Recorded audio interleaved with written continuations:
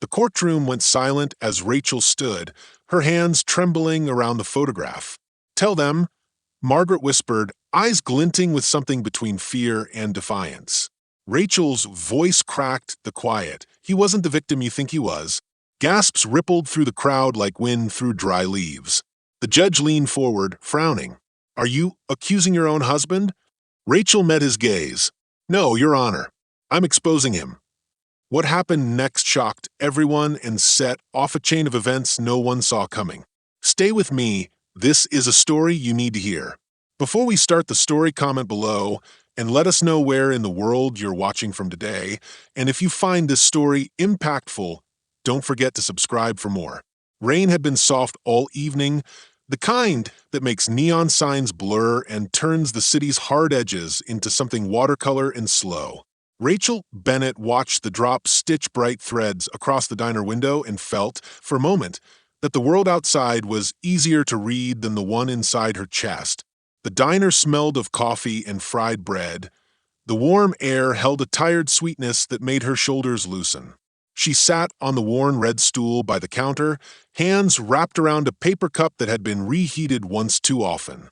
Her uniform, plain black jacket, the name tag bent at one corner, smelled faintly of disinfectant and cold rain. The clock above the coffee machine ticked with a calm accuracy that made her feel both conspicuous and invisible at once. Rachel was not one for long pauses. She moved through life with a cautious, careful speed, the kind you learn when you have to make your rent and your sister's school books both happen on the same salary. Her eyes were steady, dark, and taking everything in. Her mouth stayed small and thoughtful when she listened. There was a softness to her face that did not cover the steel in her hands. People noticed her quiet first, and then, later, they felt the gravity of her will. At 23, Rachel carried the sort of tiredness that comes from responsibility rather than defeat. She had learned to fold worry into small, practical gestures, fixing a loose button in the tiny break between customers counting change twice, answering the same timid questions the regulars asked as if she had never heard them before. She kept her life organized down to the last receipt. Chaos for her had to be scheduled. A bell over the diner's door jingled, and a man in a soaked gray coat came in, shaking Rain like a dog. He nodded to the waitress, nodded at the other few customers, and then left without sitting. There was a whisper of something like a story behind every person who walked into that place, but Rachel had learned to keep her own stories buttoned up. Tonight, that was getting harder. Her phone buzzed against her thigh. She fished it out and found a message from her sister.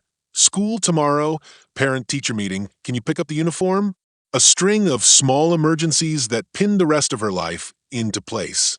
She typed back a promise in 3 words and felt her chest tighten in that familiar way. An old echo of panic she had learned to iron flat. When she turned back to her coffee, she noticed an envelope at the corner of the counter where she had been sitting. It had been tucked beneath a salt shaker like a secret waiting to be found. The paper was cheap and the name on it, Rachel Bennett, was written in block letters with a pen that had bled a little at the edges. No stamp, no return address. She touched the envelope with the tip of her finger. The diner hummed around her. The low radio, the dish clatter, the murmur of orders. For a second, she thought someone had made a mistake.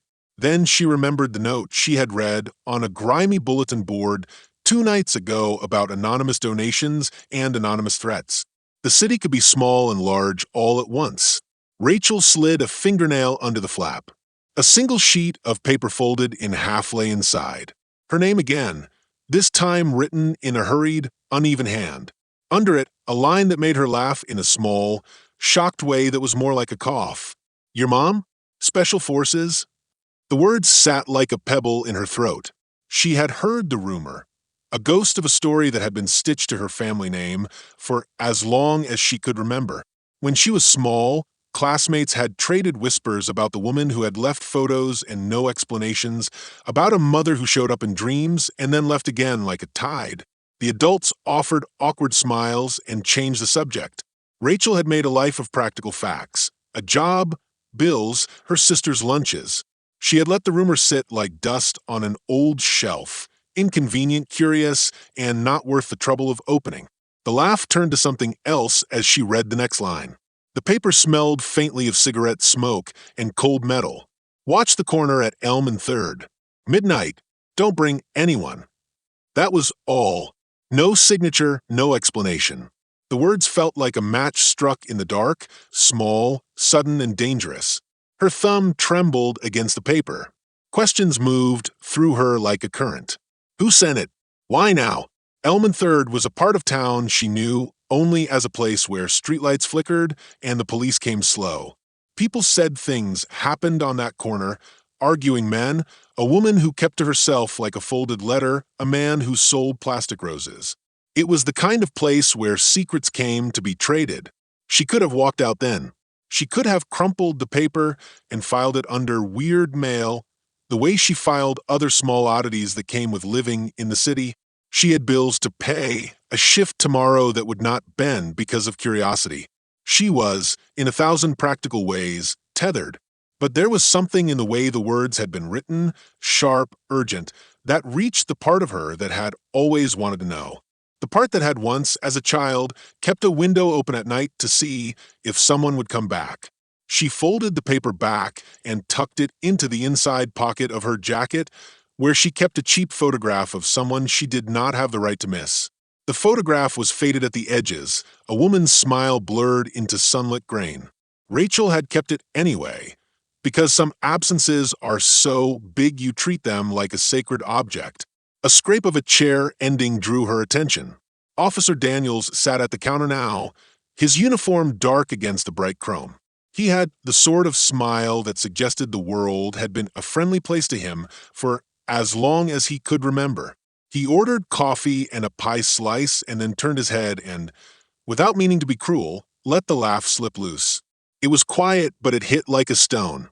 Your mom? Special Forces? He said, loud enough for the few of them to hear, and then he laughed, a small, sharp laugh edged with something like disbelief. He meant it as a joke, a casual question to the room, and his eyes flicked to Rachel like a searchlight. The air tightened. Rachel felt a familiarity in that particular kind of laugh, the kind that told her how people saw her, neat categories ready to be slotted. The laugh had the same weight as the questions that had followed her name for years. It stung, but it did not surprise her. She breathed in the sweetness of the coffee and the salt, and the rain outside stitched the world into moving glass. The envelope in her pocket pressed against her ribs like a second heartbeat. Somewhere, in the soft distance of the city, an engine idled and a man walked his dog in the rain. Rachel glanced at Officer Daniels and then at the door. Elm and 3rd waited, a place of lowlights and leaning shadows. The paper had lit a small flame under something she had kept closed for years. She finished her coffee, the warm cup steady in both hands. The choices before her were simple and brutal. Ignore the note and live in the tidy safety of bills and shifts, or go and risk a night where questions became answers and answers remade everything. The rain sounded like a question. Rachel folded the empty paper cup into her palm, letting the small, damp thing go. She stood up, smoothing the front of her jacket, and for the first time in a long while, she did not immediately reach for a plan. Instead, she listened to the rain and the tick of the clock and the small, steady beat of her own breath. The night at Elm and 3rd smelled of wet asphalt and old smoke. Street lamps threw pale halos that the rain kept trying to blur. Rachel walked with her jacket collar up, the envelope warm against her chest where her hand kept returning as if it were an animal that needed comforting. Her breath came out in little ghosts that vanished in the streetlight. She had told herself, many times in the last hour, that this was foolish. A shift awaited her tomorrow, a school uniform to buy, rent to count again. Practical things. But the note had been a small, impossible thing, and once a small, impossible thing opens a crack, the sound of everything else gets louder. She turned onto the corner and felt the city rearrange itself around that small flame of curiosity. Elm and 3rd was quieter than the diner. A few windows glowed. A bus sighed at the stop and moved on. A cigarette burned at the edge of a doorway, held by a shadow who disappeared when she walked past. There was a hollow feeling to the place, as if the street were a lung holding its breath. Rachel's footsteps seemed louder than they should have been. The envelope pressed into her ribs, pulse against paper. She had made a rule for herself in moments like this: keep your feet moving. Standing still gives your head space to make stories that hurt. So she walked to the corner, found a rusted bench, and sat as if she were tired, as if she'd been waiting for someone. Her hands folded in her lap. The city breathed around her, indifferent and enormous. At 11:59, a car pulled up with an engine that hummed like something trying not to speak. The headlights painted the sidewalk into a warm, staring rectangle. Rachel's throat tightened. The car door opened. A woman stepped out, and for a moment, Rachel thought the rain had made her glow. She was not young. She carried age in the way a soldier carries scars, neat, catalogued, hard-earned. Her hair was cropped close, like someone who wanted to keep things from tangling, and she moved with a steady, practiced grace that made Rachel aware of her own quick, aimless steps. The woman wore a long coat, though the night was not cold, and when she pulled it tighter, the sound was like paper folding. "Rachel Bennett?" the woman asked. Her voice was low and even, the kind of voice that had been used to being obeyed and sometimes ignored. Rachel's name felt strange coming from a stranger, like someone had taken it out of her mouth and read it aloud as if it were evidence. "Yes," Rachel said, though her mouth felt thick. The city seemed to lean in. The woman smiled the faintest smile and reached into her coat. She took out a small object wrapped in thin cloth and unfolded it slowly, like an offering. Inside was a worn photograph, corners frayed, the image of a woman young and laughing under sun.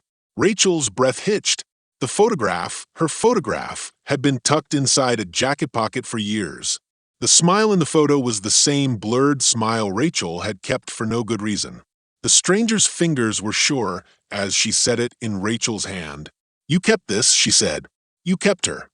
"How?" Rachel began, but the word cracked and went small. "You hid things the way people hide their prayers," the woman said. "You didn't ask many questions because questions make noise. But you kept at it." Her eyes held something that felt like a map. "That photograph belonged to me." Rachel stared at the face she had carried in private like a talisman. The woman's voice had the same quiet gravity as the photograph. The rain eased into a thin thread. "Who are you?" Rachel asked, though the woman had already answered. "Margaret Cole," she said. The name was plain and old, like a place. She said it with a small, steady weight. "I am your mother." The words landed somewhere in Rachel like a hand closing suddenly over an open wound. Her head filled with static, memories that did not yet have labels, of a kitchen with too many shadows, of a small girl who would press her face to a window waiting for someone who never returned. She thought of the photograph, of the cheap frame in her jacket, of the lullaby whose second verse she could not quite remember but that hummed sometimes at the edge of sleep. "You can't be," she said, because disbelief is easier than the sudden rawness of hope. Margaret's mouth twitched. "You don't have to believe me. I know things only a mother would know." She reached for Rachel's hand and, without waiting, brushed the inside of Rachel's wrist with her thumb and laughed softly when Rachel flinched. "When you were 5, you braided your own hair and then fell asleep with the braid in, and you woke up with a knot and cried because you thought the braid was gone forever." Margaret's thumb pressed as if proving a point. "You kept a secret from kindergarten about taking a goldfish from Mrs. White's tank because you were lonely." It was absurd how precise the small things felt. The joke of a braid and the memory of a goldfish were private pieces of Rachel's childhood that no stranger should know. Her mouth tasted like pennies. "Why now?" she whispered. "Why, after all these years?" Margaret's face changed, like a cloud passing. "Because secrets are expensive, Rachel. They cost more than we can pay. Because there are people who think the past is finished, and it is not. Because I have enemies who have been looking for me, and they will not stop at a photograph." Rachel had time to notice the way Margaret's hand held the edge of the bench, to notice the slight tension in her jaw, before headlights cut across the street and a uniformed officer emerged like a bruise in the light. Officer Daniels. He had come out of nowhere. The cop from the diner, his coat buttoned wrong, and his face a hard mask that did not quite fit. "Miss Bennett, you shouldn't be here," he said. His voice had the same casual cruelty as his laugh had at the diner. But that ease was gone now. There was a small tremor in the edge of his words that made Rachel catch it. His eyes went to Margaret, and something like blood left his face. He went pale, as if the chill of the night had found a place inside him. Margaret did not look surprised. If anything, she seemed to expect his reaction. She measured him with a look that made his jaw work. For the first time since she had arrived, Rachel saw fear in his eyes, but it was not the simple reflex fear of a man on duty. It was the tight, guilty look of someone who has been found out. "You," he said to Margaret, and his voice was lower. "You shouldn't be here. You shouldn't be asking why a woman is talking to her daughter," Margaret said. Her words were calm, but there was a steely edge beneath. She slid the photograph back into her coat as if closing a small wound. "Stay back, Daniel.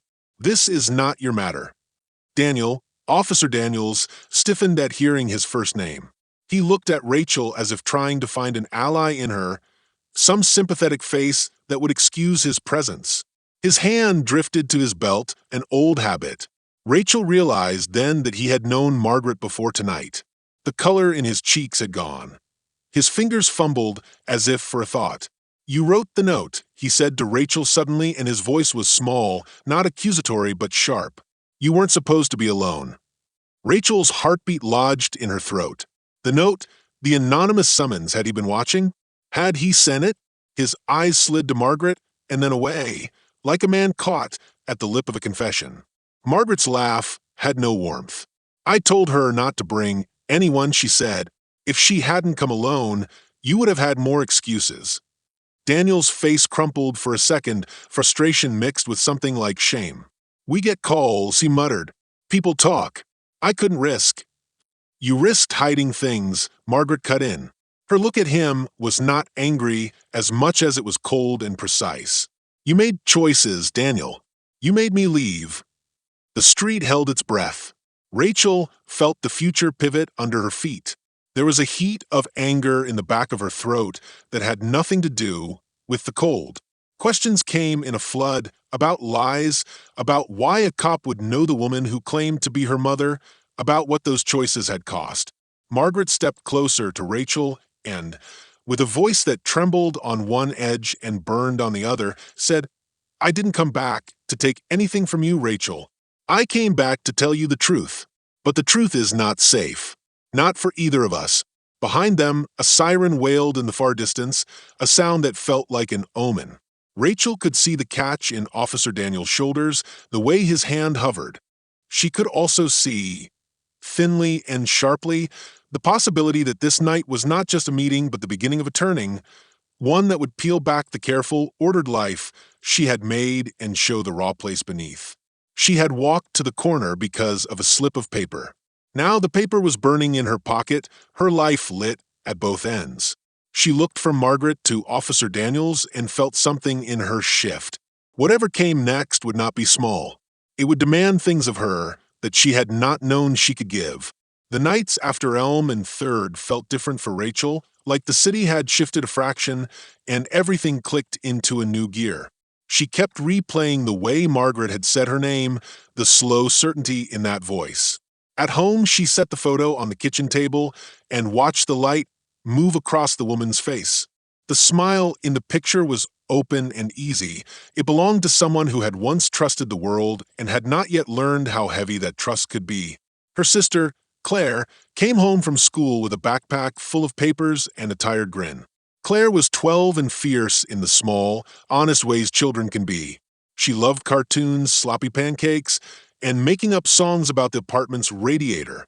When Rachel tried to hide that she had been out late, Claire watched her like a small judge and then shrugged. "You okay?" she asked, eyes direct as a beam. Rachel lied with a half-smile. "Long night," she said, and Claire believed her because children want the grown world to stay steady. That evening, Rachel went to bed with the photograph under her pillow. Sleep felt thin and strange. Her dreams were stitched from flashes. Margaret's voice, the sound of rain on Elm and 3rd, Daniel's pale face when he saw Margaret. Waking, she felt a small fierce hope and the old practical fear together. She thought of the rent due in 3 days, of bills that did not wait for miracles. She had always learned to mix hope with an invoice. Margaret, meanwhile, did not sleep in the easy way people told stories about mothers sleeping.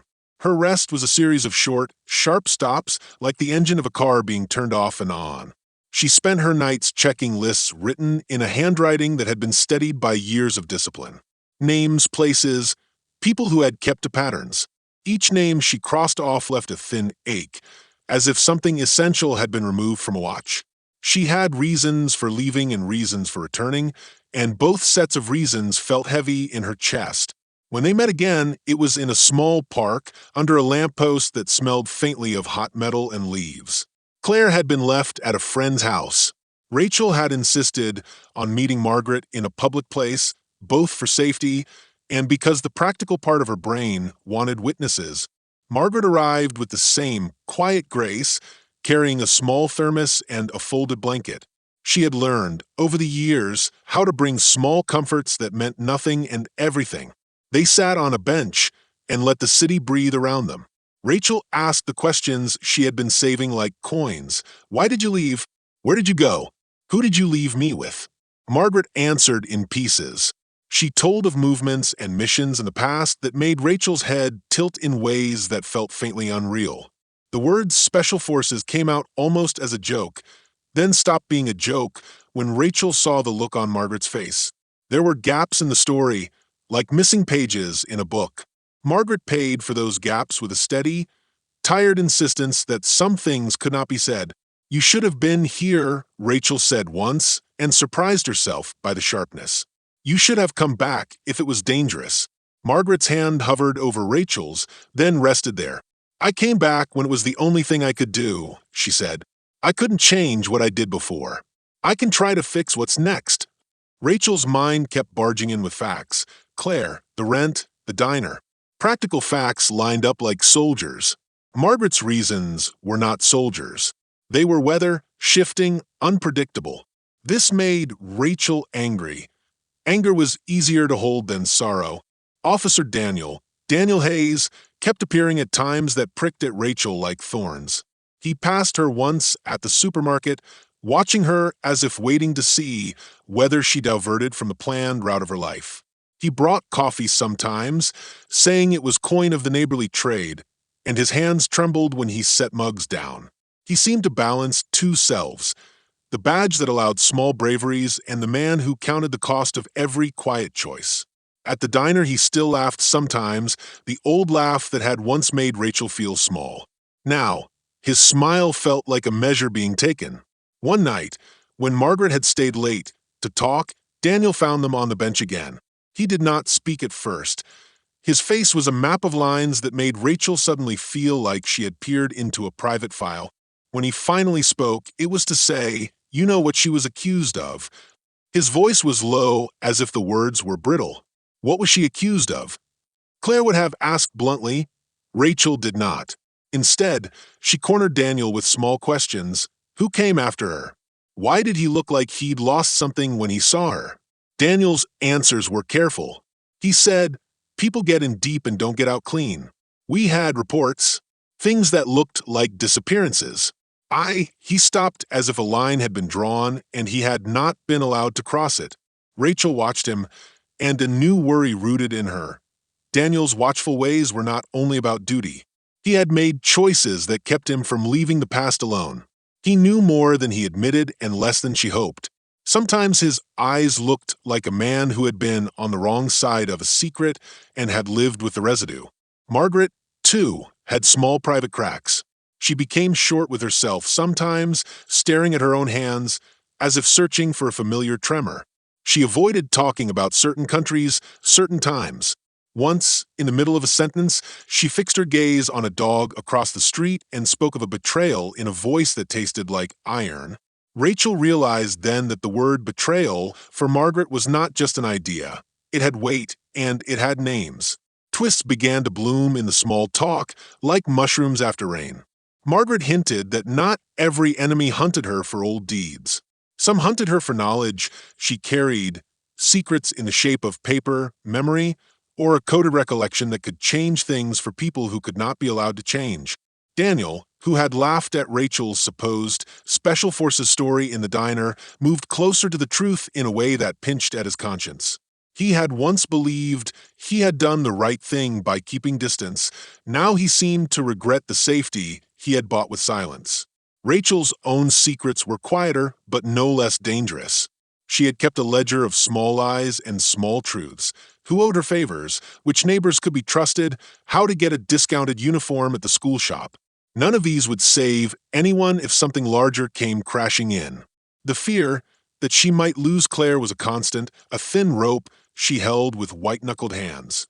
By the time the nights grew shorter and the city began to look as if it were swallowing the last of summer light, a triangle had formed between them: Rachel, Margaret, Daniel, each corner pressed with different weights.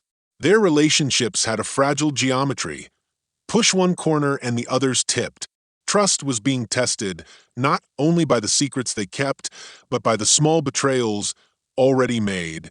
Daniel's silence, Margaret's absence, Rachel's practical compromises. Intimacy, it turned out, could be a slow and patient thing. Margaret taught Rachel how to hold small silences and named them strategic quiet. Daniel taught Rachel how to watch for the way people's hands told truth in the small gestures they could not hide. Rachel taught them both how ordinary love looked: pancakes and bus tickets and counting out change to the penny. Underneath these new lessons, there was the sense that the real storm had not yet arrived. The sparks were private and frequent. A guarded word, a too long look, a hint about an old betrayal.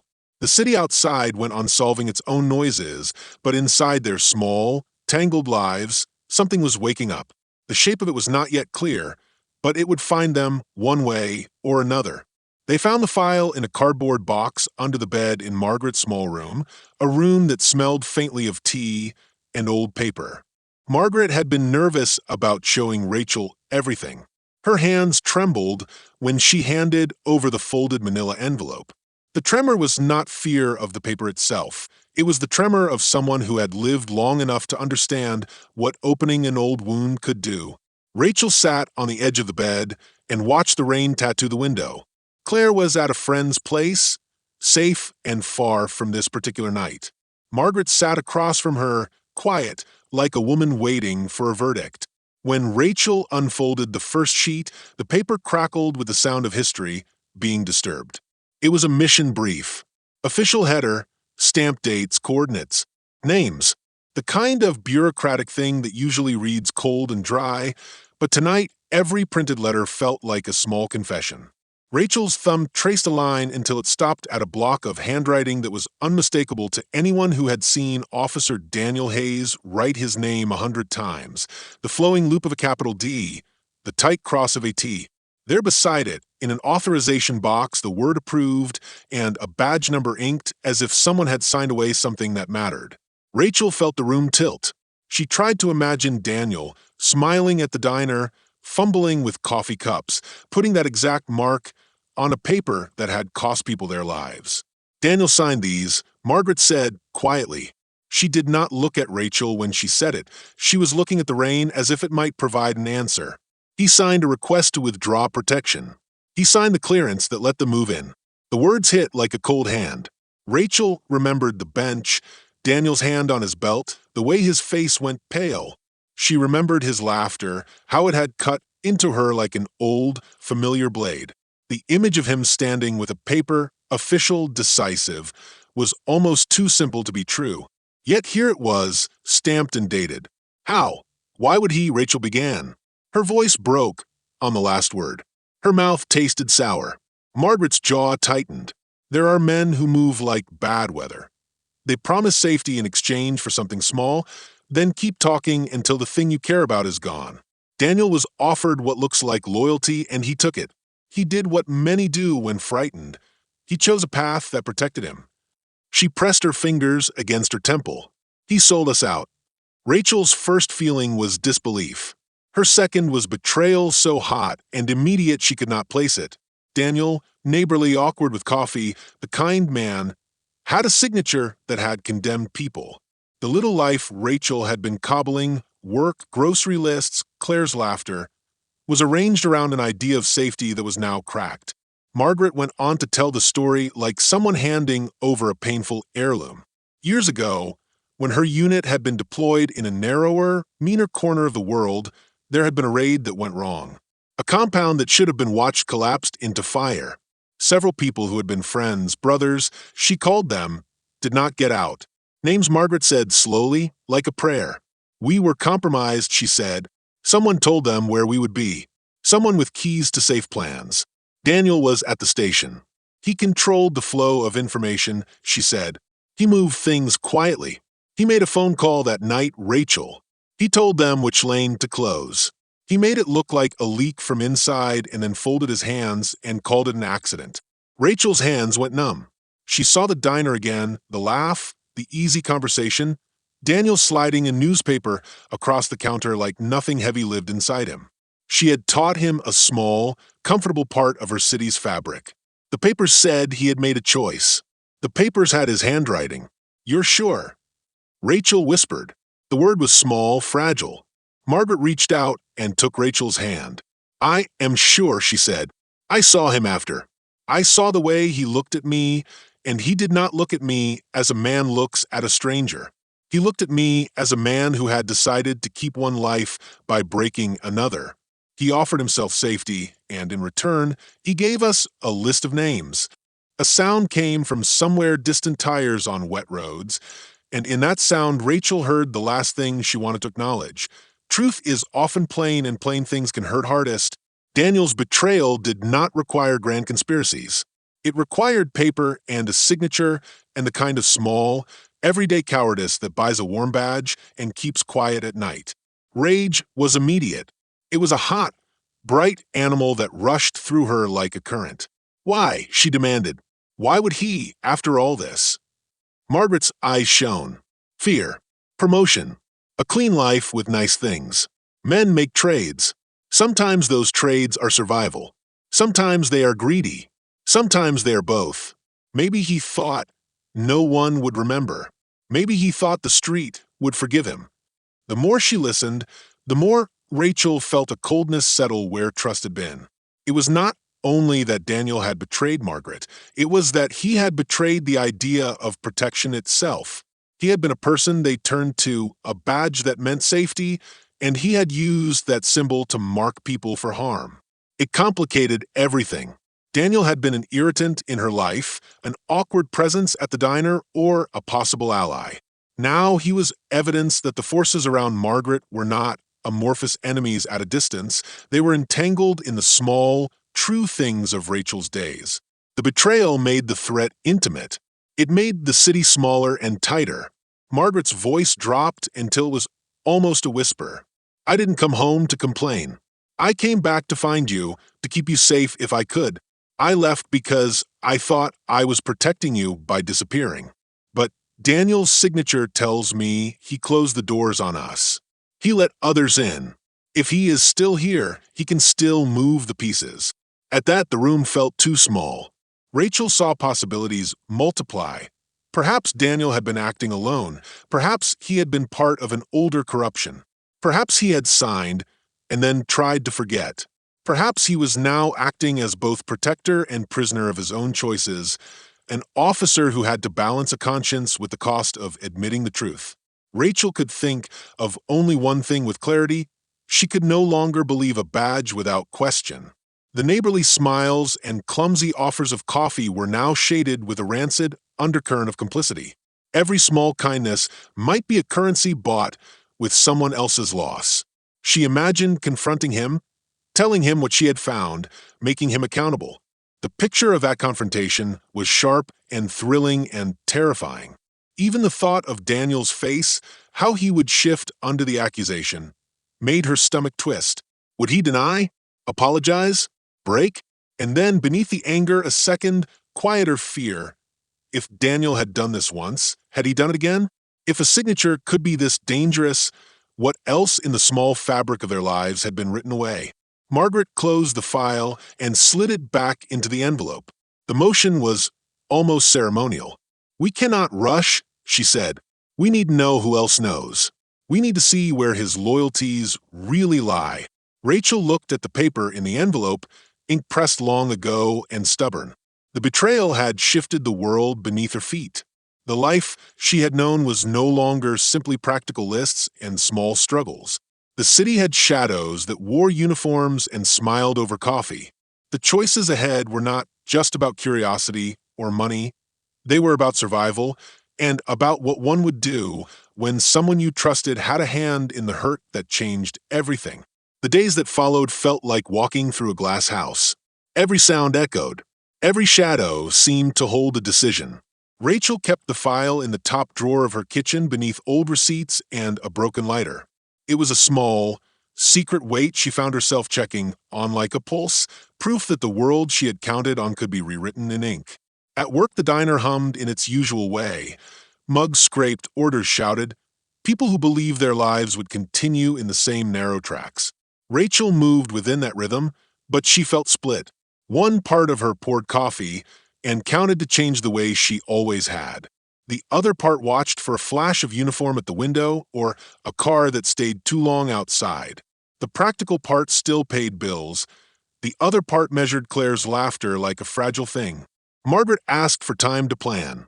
She spoke in small, precise sentences and made lists on napkins that she then folded carefully into her wallet. "We need allies," she said once, as if naming them could make them real. Not people who will hide things, but people who will stand when it matters. Rachel wanted to ask for names, friends in other neighborhoods, family, but Margaret stopped short. "Not yet," she would say. "Not until we know who watches." Daniel's presence became a pressure, like the weight of a hand on the back of your neck. He came by the diner more often. He would linger near the counter, and when no one else looked, he would meet Rachel's eyes with a look that asked something and refused to speak. Once he left a folded slip of paper near her plate, just a scratch of pen. "I want to talk." Rachel tucked it into her apron like a secret and felt the heat of dread and possibility at once. When they met, it was at the corner where she had first seen Margaret. Daniel's coat was buttoned too high. Rain had started again, soft and ethical, as if the sky itself remained undecided. "You shouldn't be poking at things you don't understand," he said without preamble. His voice had the comfortable cadence of a man used to ordering people around, but underneath it there was a tightness that made her flinch. "I already know things," Rachel replied. Her words were steadier than she felt. "I found the file." His face went pale for a heartbeat, then firm. "You shouldn't have looked." He sounded like a man scolding a child, and the sound made Rachel's anger flare. "Don't put Claire in danger." "I won't," she said, but she knew the truth of that answer had edges. Danger did not wait for permission. He stepped closer, lowering his voice. "There are people who will do anything to keep what they have. You don't understand the scale." He swallowed. "I did what I thought would protect you."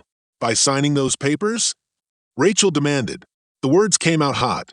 "By letting them in?" Daniel's jaw worked. He looked like someone trying to decide if a lie could be worn like armor. "Sometimes choices are made in the middle of bad things," he said. "You don't see the back alleys of decisions. You don't know who's breathing down your neck."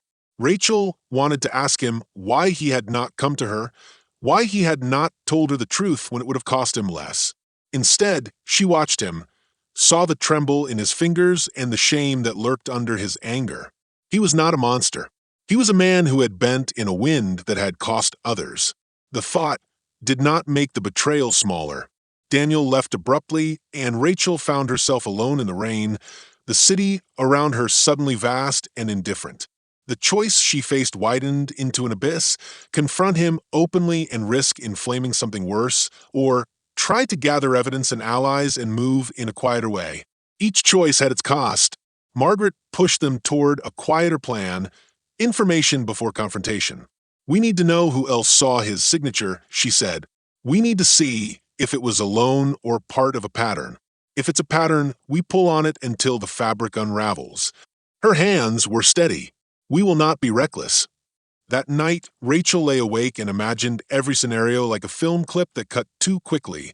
Knocking on Daniel's door, slamming the file down, the betrayal spelled out, Claire crying in the hallway as someone retaliated.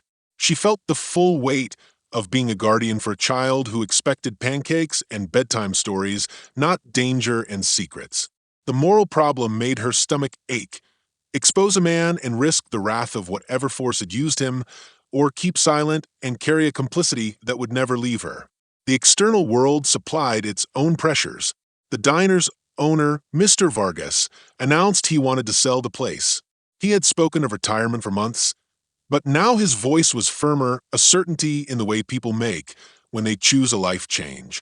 If the diner closed, Rachel would lose stable hours and a rent cushion she had only just balanced. Bills are a kind of weather you cannot plan for.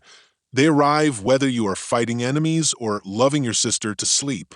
A small, anonymous note arrived at Rachel's apartment one morning, no stamp, no return. Inside, a single line, "Stop digging." She folded the paper in on itself until it was the size of a coin and placed it beside the file. The handwriting was not Daniel's. The message was brief and hungry. It hammered the point home. This was no longer only a conversation among people who kept secrets.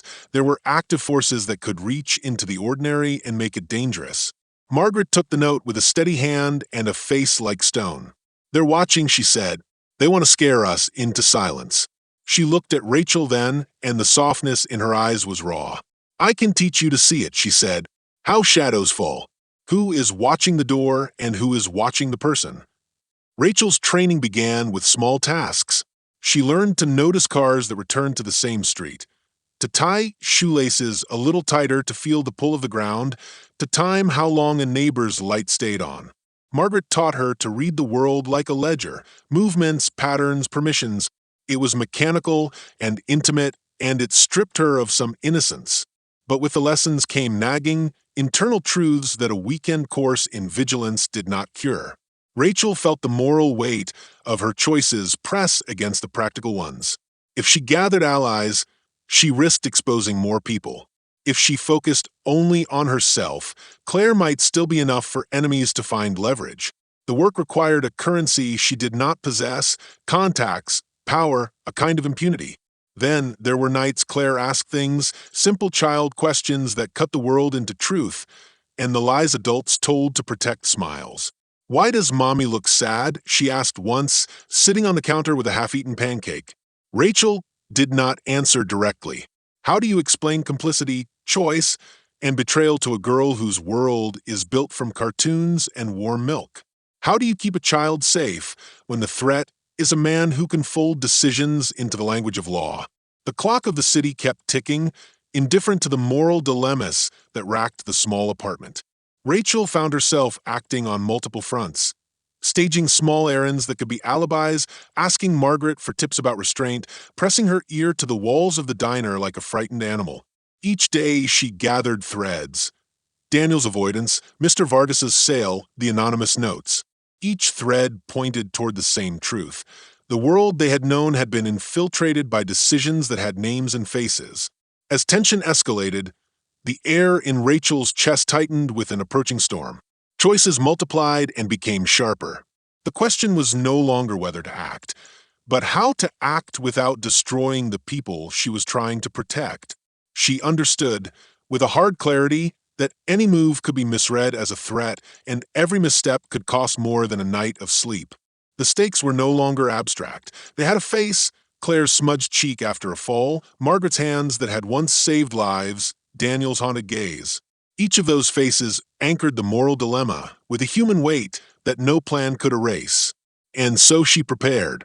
She measured consequences, kept files, and rehearsed her voice for the day she would confront the truth.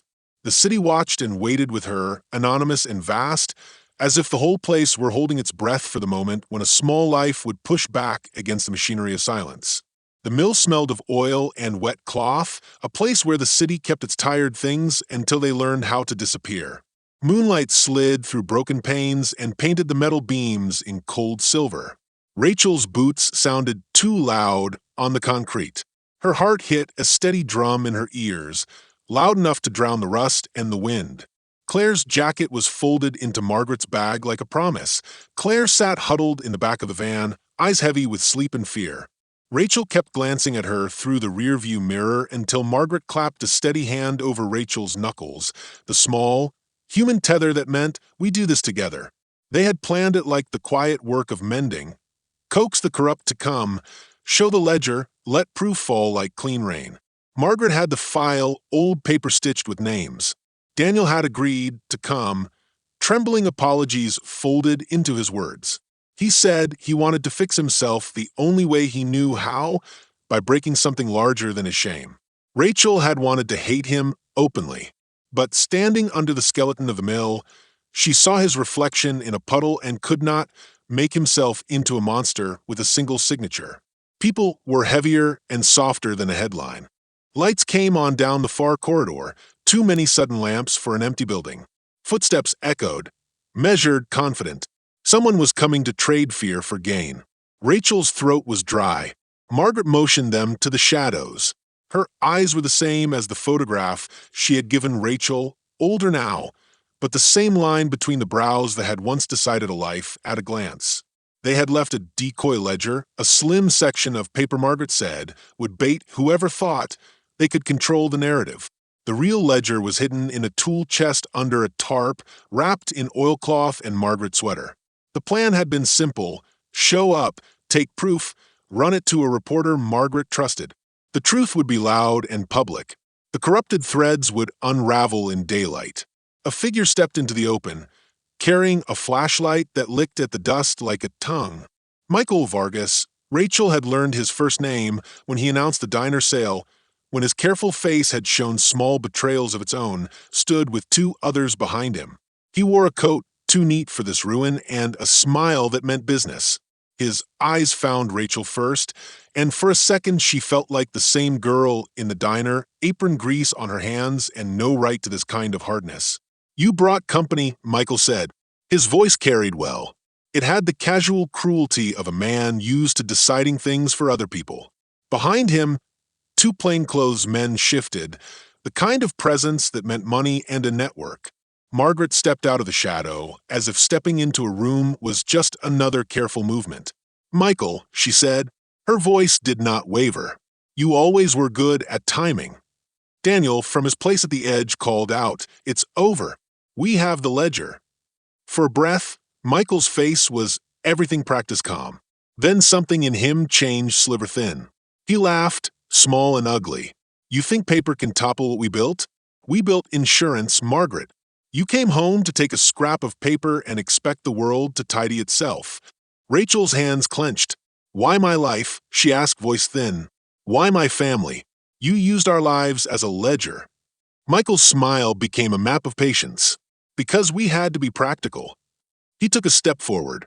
"Because the city is made of small tolerances. People sign away things for comfort. We offered it." Margaret's eyes burned. "You turned neighbors into liabilities," she said. "You hid under the ordinary." Michael shrugged as if shrugging could erase names.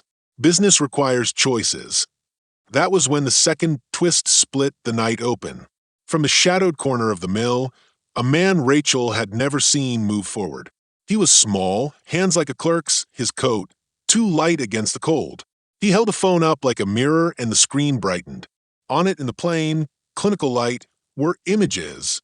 Receipts, photographs of signatures, the very file Margaret had kept hidden. For a second, Rachel felt the world fold inward, proof being made visible like a pulse. "Everything is recorded," the man said.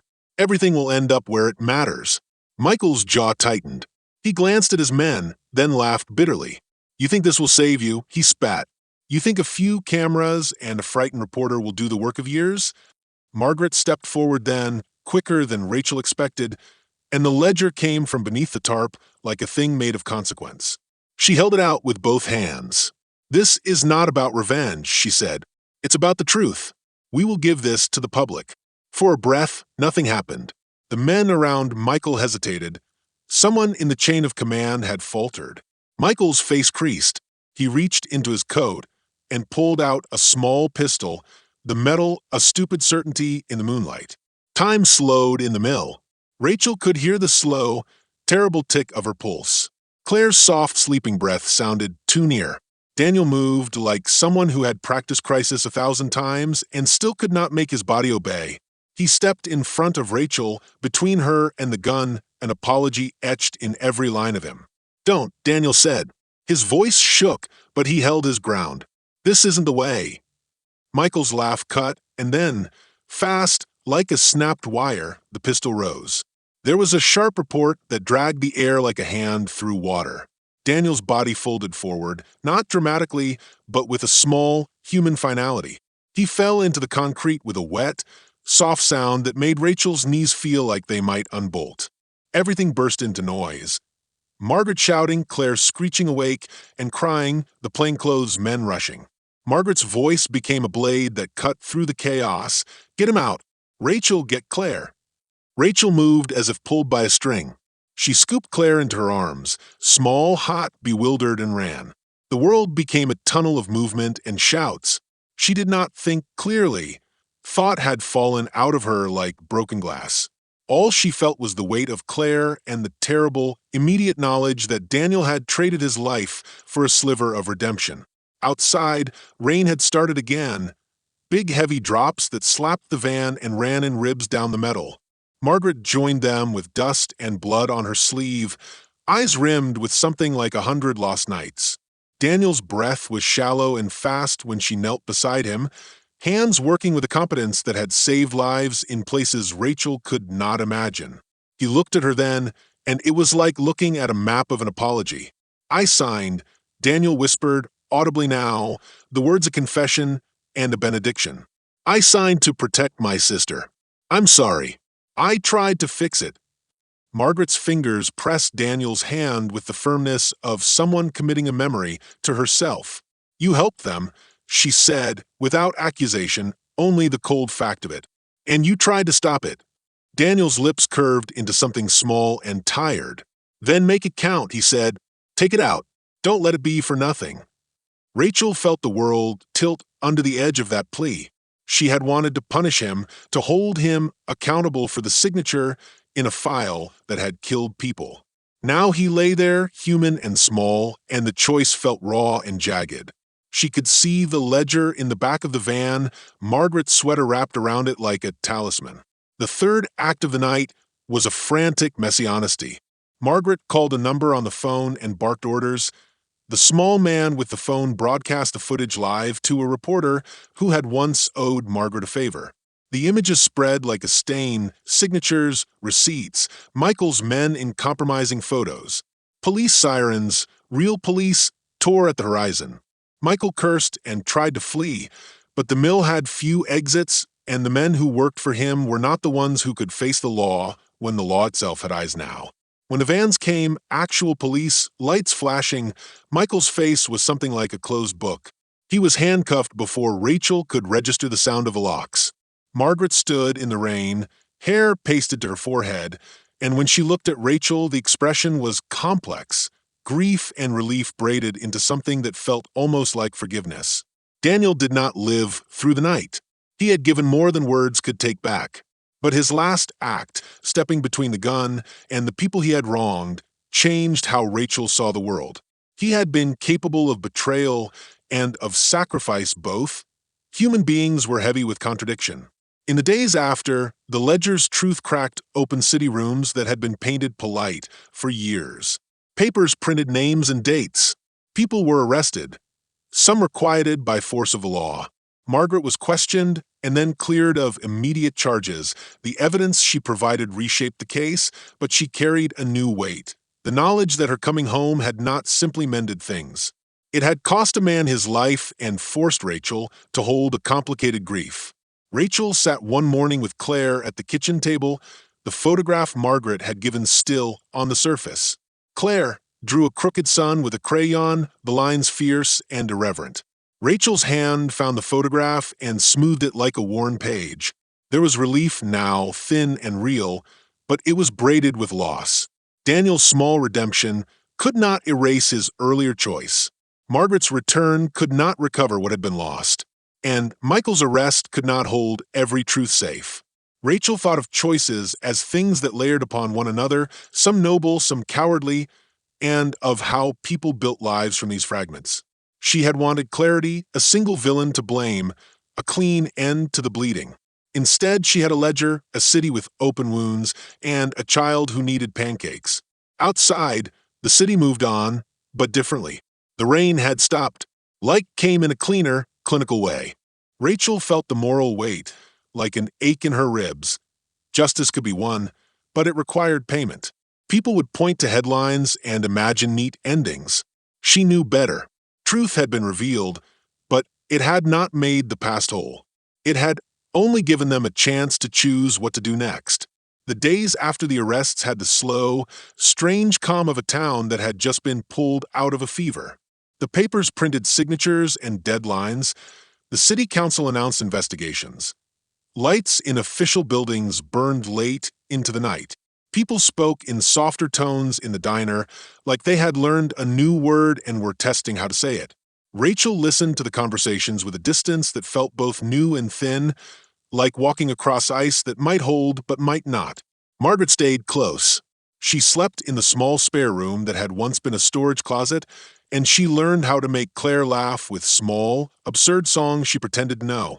The hard lines on Margaret's face softened in the ordinary work of doing dishes and teaching Claire to tie her shoes.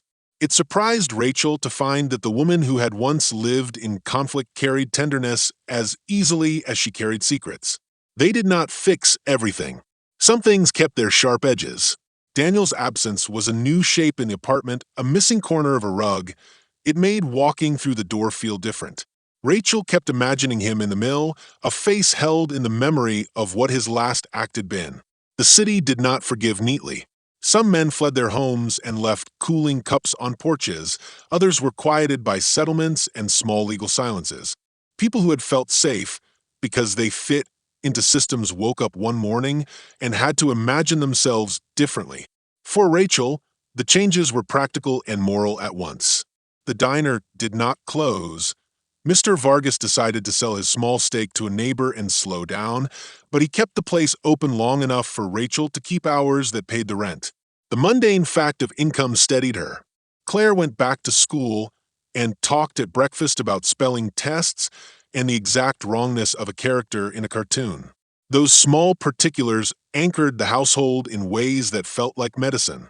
Every now and then a stranger would look at Rachel with a curiosity that bordered on recognition. She knew why.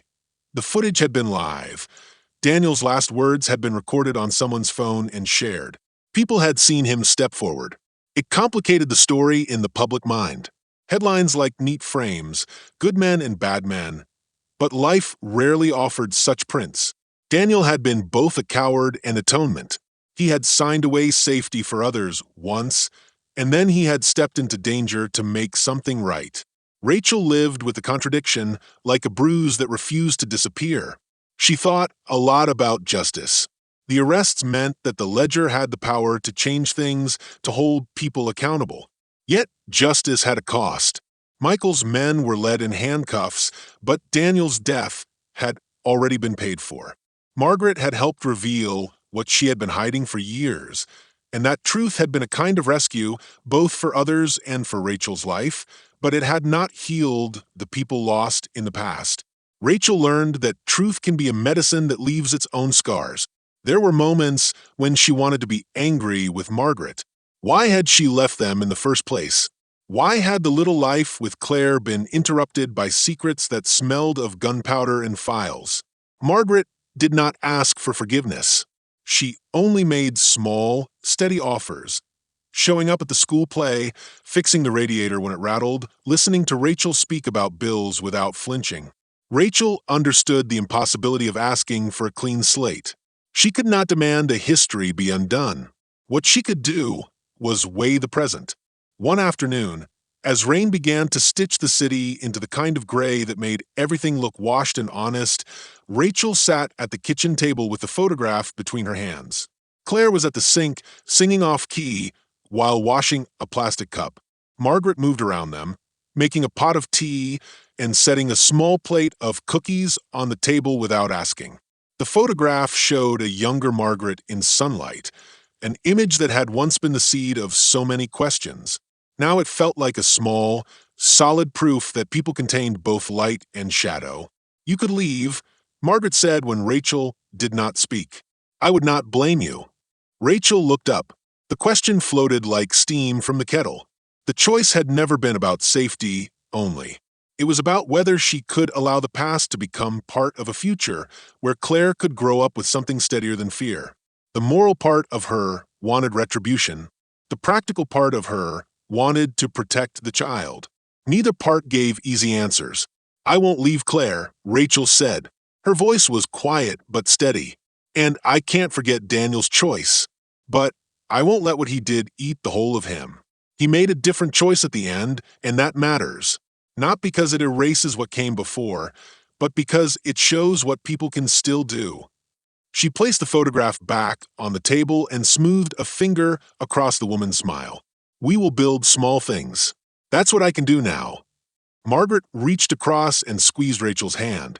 There was no melodrama in the gesture, only the truth of two people who had been broken and were attempting clumsily to be useful in one another's lives. Forgiveness would come, perhaps, in small measures over a long time. Rachel did not have the illusion that the world would become simple.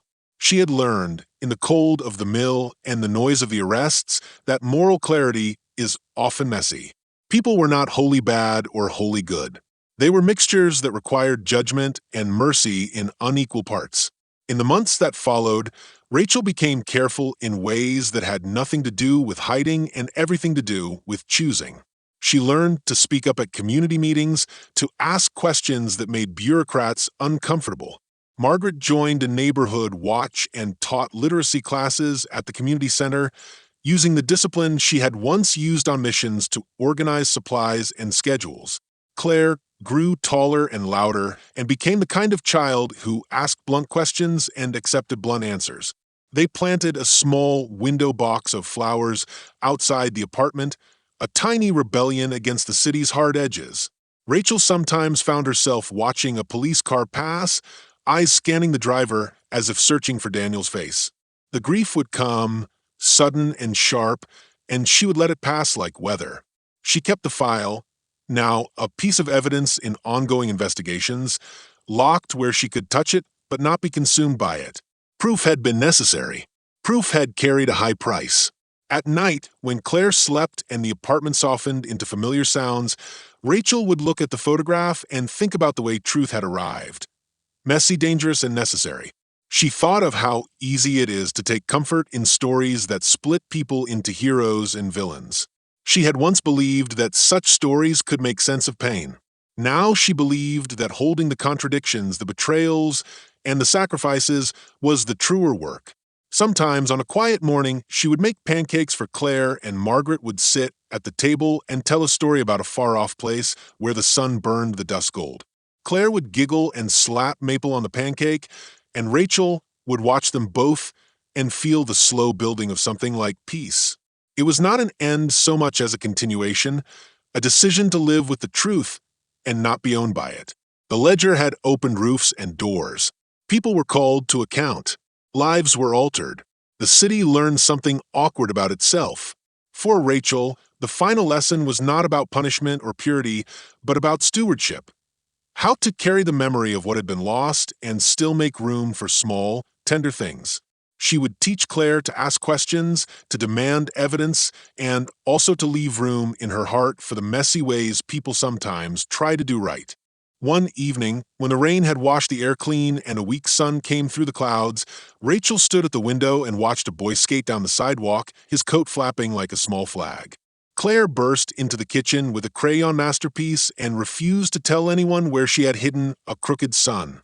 Margaret hummed a tune that might have been a lullaby. Rachel touched the photograph, then turned it face down and slid it into a drawer. She did not need to look at it to know it was there, proof and promise together. She understood, finally, that some truths demand a price and some people pay it. Some betrayals can be answered only with hard choices, and sometimes with grief.